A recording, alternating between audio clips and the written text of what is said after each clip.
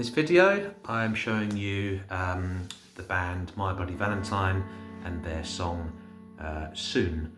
So this is off an amazing shoegaze album from the 90s, one of my favourites of all time.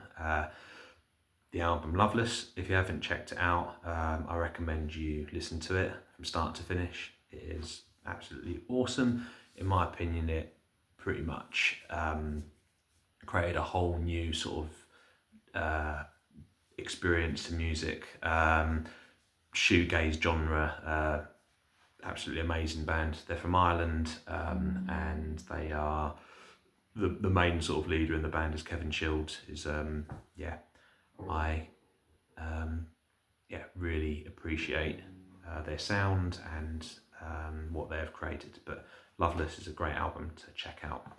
So if you want to try something a little bit different, ideally you'd need to have like a whammy bar, a tremolo arm. Mine unfortunately has sheared off, but what I can do to get that sort of dreamy, sort of bendy effect is you can sort of bend just at the back of the this bit here. You can sort of push down and push up very slightly. You can get like a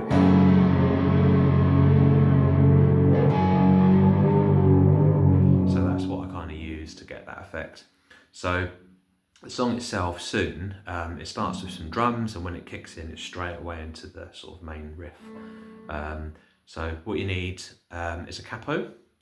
So if you clamp that on the 2nd fret, and then what you're going to be doing, you're going to be going up to the 3rd, 4th, 5th, 6th, 7th, 8th, 9th. The 9th fret, and then on the A string, that's where you want your sort of root. So you want your 1st finger on the 9th fret on your A string. You want your 3rd finger on the 11th fret, and that's going to be on the G. And then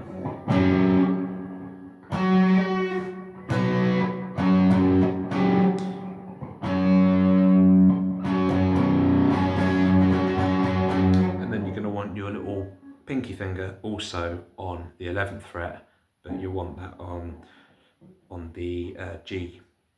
So just to recap, the 1st finger you're going to want on the 9th fret on the A, you're going to want your 3rd finger on the 11th finger on the D, and then your little pinky on the 11th fret on the G. So then just playing those 3 strings to get that chord. You could do all of them really. You want to avoid playing the bottom string. And then when you change to the next chord, you're literally just removing your 1st finger. So you want this.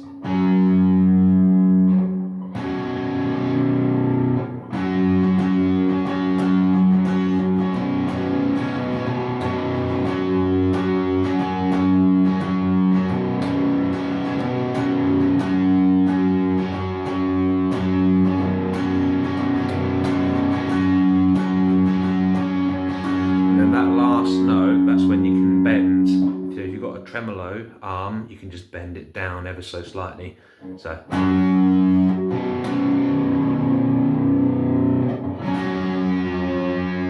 get that little change in pitch there. And then you repeat the same sequence until it goes into the sort of dreamy, floaty chorus that we get from it. So, and the strumming technique for it is going to be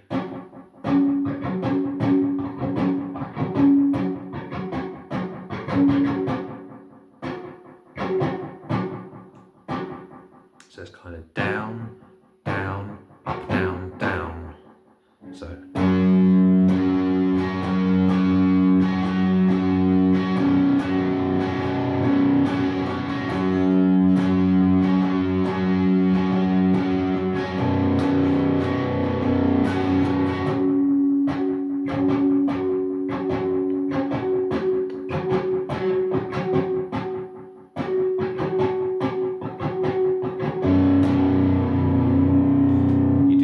twice, and then it comes to the chorus part.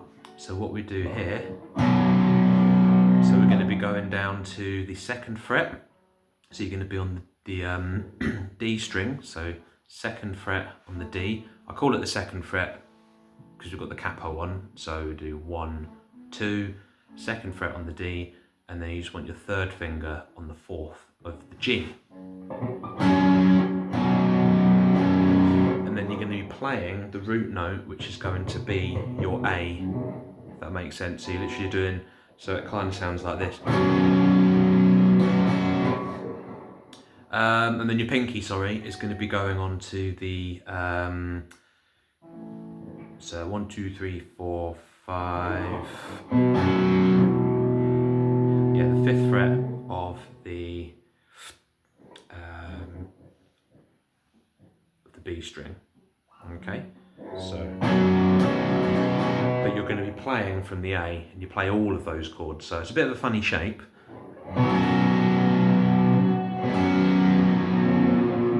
You get that little bend as well.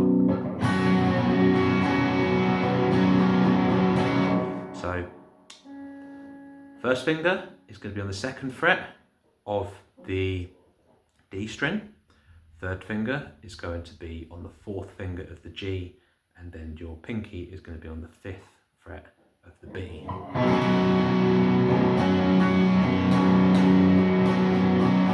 And then you want to change, so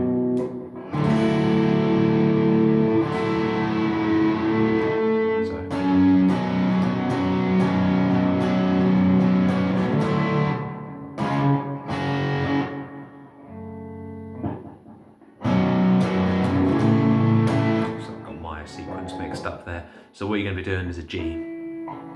So 2nd finger on the A string, then you're going to want, 2nd finger on the 2nd fret of the A string, then your 3rd finger on the 3rd of the low E, and then your pinky is going to be on the B, 3rd fret of the B.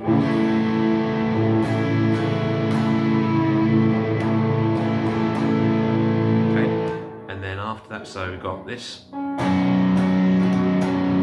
that same strumming pattern.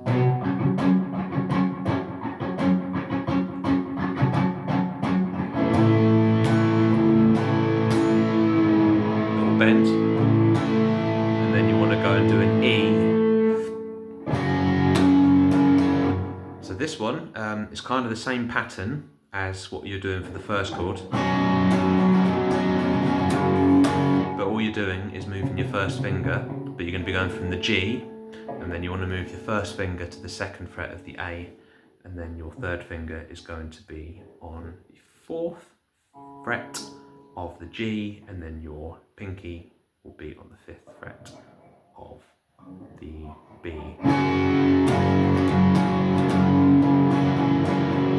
So, just to recap, you've got the 1st chord.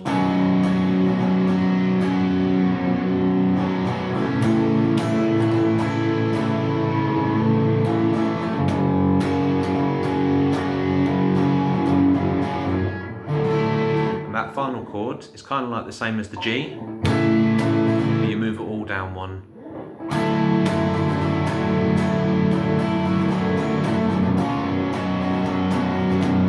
Okay, so it's going to be the 3rd finger on the 3rd fret of the A, and then your 2nd finger is going to be on the 2nd fret of the D, and then your pinky is going to be on the 3rd fret of the B string.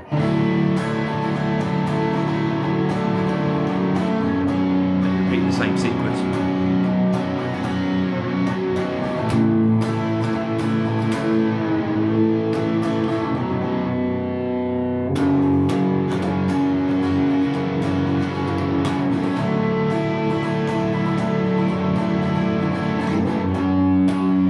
To that main riff. And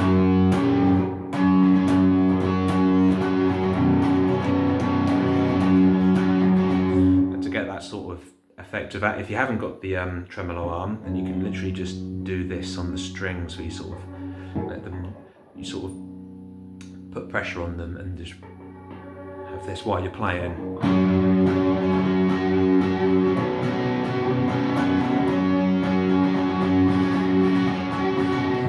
just be as noisy and loose as possible when you're playing it to get that sort of amazing sort of sound. And then if you've got a, I mean, I use a Boss ME80 pedal, which I highly recommend because it's a multi-effects box. You can get all sorts of effects and sounds with it. And I've literally just got this set onto the blues sort of setting for the distortion, with a bit of sort of sustain as well. Yeah, hope you enjoyed that. I absolutely love that song. It's a really, really good one to sort of play along to and sort of jam in a band. I hope you enjoyed it, and I will see you next time. Thanks, bye.